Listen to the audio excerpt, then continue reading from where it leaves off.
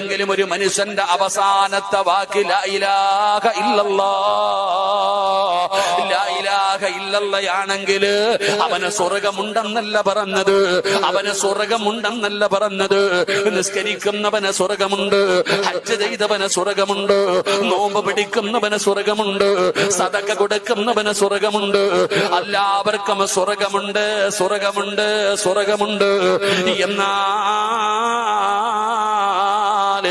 ഏതെങ്കിലും ഒരു മനുഷ്യന്റെ അവസാനത്തെ വാക്ക് ലാ ഇലാഹ ഇല്ലല്ലാഹ് ദഖലൽ ജന്ന, അവന് സ്വർഗമുണ്ടെന്നല്ല പറഞ്ഞത്. അവന് പോയടോ അള്ളാന്റെ സ്വർഗത്തെ കയറിക്കിടന്നടോ.